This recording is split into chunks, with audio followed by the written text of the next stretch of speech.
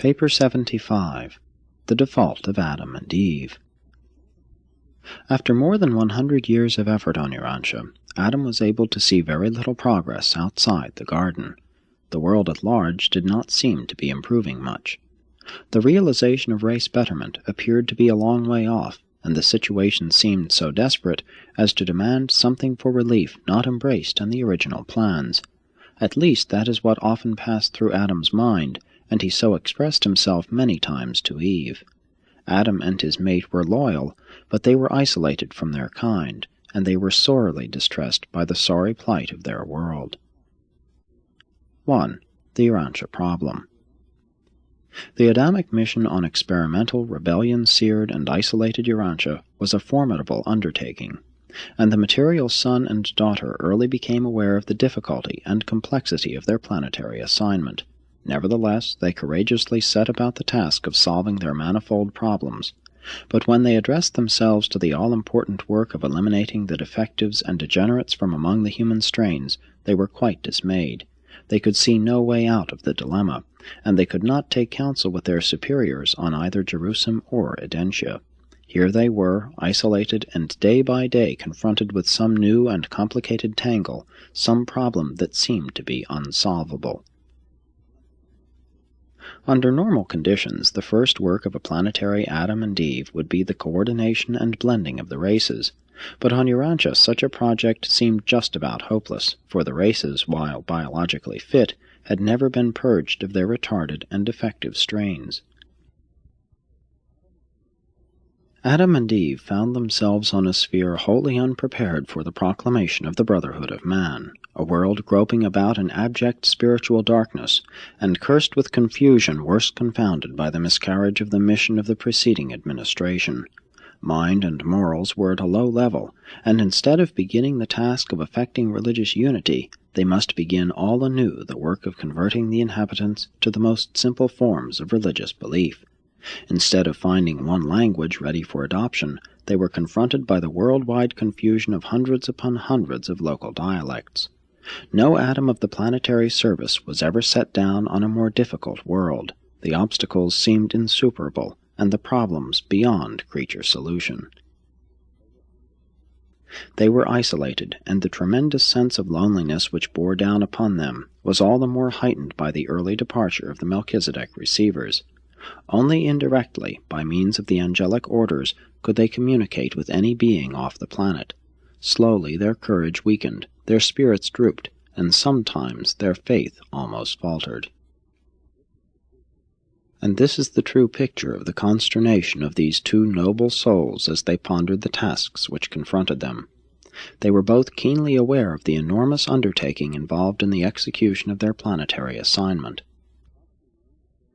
Probably no material sons of Nebadon were ever faced with such a difficult and seemingly hopeless task as confronted Adam and Eve in the sorry plight of Urantia, but they would have sometime met with success had they been more far-seeing and patient. Both of them, especially Eve, were altogether too impatient. They were not willing to settle down to the long endurance test. They wanted to see some immediate results, and they did, but the results thus secured proved most disastrous, both to themselves and to their world. 2. Caligastia's Plot. Caligastia paid frequent visits to the garden and held many conferences with Adam and Eve, but they were adamant to all his suggestions of compromise and short-cut adventures. They had before them enough of the results of rebellion to produce effective immunity against all such insinuating proposals.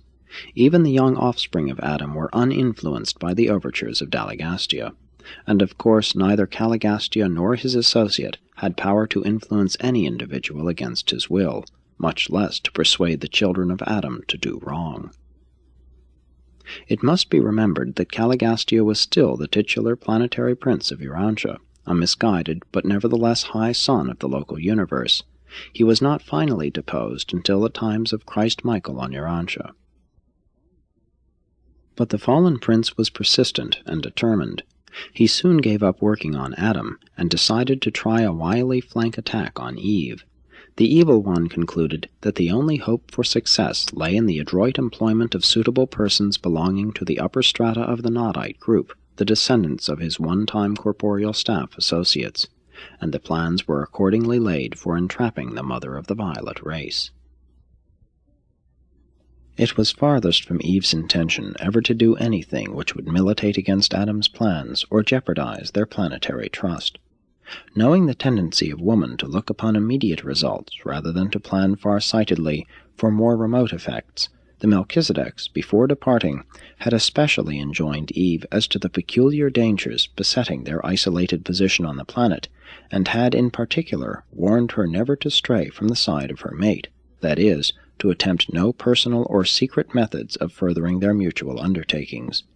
Eve had most scrupulously carried out these instructions for more than 100 years, and it did not occur to her that any danger would attach to the increasingly private and confidential visits she was enjoying with a certain Nodite leader named Seripatesia. The whole affair developed so gradually and naturally that she was taken unawares. The garden dwellers had been in contact with the Nodites since the early days of Eden. From these mixed descendants of the defaulting members of Caligastia's staff, they had received much valuable help and cooperation, and through them the Edenic regime was now to meet its complete undoing and final overthrow. 3. The Temptation of Eve. Adam had just finished his first 100 years on earth when Seripatesia, upon the death of his father, came to the leadership of the Western or Syrian Confederation of the Nodite tribes. Seripatesia was a brown-tinted man, a brilliant descendant of the one-time chief of the Dalmatia Commission on Health, mated with one of the master female minds of the blue race of those distant days. All down through the ages this line had held authority and wielded a great influence among the Western Nodite tribes. Seripatesia had made several visits to the garden and had become deeply impressed with the righteousness of Adam's cause, and shortly after assuming the leadership of the Syrian Nodites, he announced his intention of establishing an affiliation with the work of Adam and Eve in the garden. The majority of his people joined him in this program, and Adam was cheered by the news that the most powerful and the most intelligent of all the neighboring tribes had swung over almost bodily to the support of the program for world improvement. It was decidedly heartening. And shortly after this great event, Seripatesia and his new staff were entertained by Adam and Eve in their own home. Seripatesia became one of the most able and efficient of all of Adam's lieutenants. He was entirely honest and thoroughly sincere in all of his activities. He was never conscious, even later on, that he was being used as a circumstantial tool of the wily Caligastia. Presently, Seripatesia became the associate chairman of the Edenic Commission on Tribal Relations, and many plans were laid for the more vigorous prosecution of the work of winning the remote tribes to the cause of the garden. He held many conferences with Adam and Eve, especially with Eve, and they talked over many plans for improving their methods. One day, during a talk with Eve, it occurred to Seripatesia that it would be very helpful if, while awaiting the recruiting of large numbers of the violet race, something could be done in the meantime immediately to advance the needy waiting tribes. Seripatesia contended that, if the Nodites, as the most progressive and cooperative race, could have a leader born to them of part origin in the violet stock, it would constitute a powerful tie binding these peoples more closely to the garden. And all of this was soberly and honestly considered to be for the good of the world, since this child, to be reared and educated in the garden, would exert a great influence for good over his father's people. It should again be emphasized that Seripatesia was altogether honest and wholly sincere in all that he proposed. He never once suspected that he was playing into the hands of Caligastia and Dalagastia. Seripatesia was entirely loyal to the plan of building up a strong reserve of the violet race before attempting the worldwide upstepping of the confused peoples of Urantia. But this would require hundreds of years to consummate, and he was impatient. He wanted to see some immediate results, something in his own lifetime. He made it clear to Eve that Adam was oftentimes discouraged by the little that had been accomplished toward uplifting the world. For more than 5 years these plans were secret.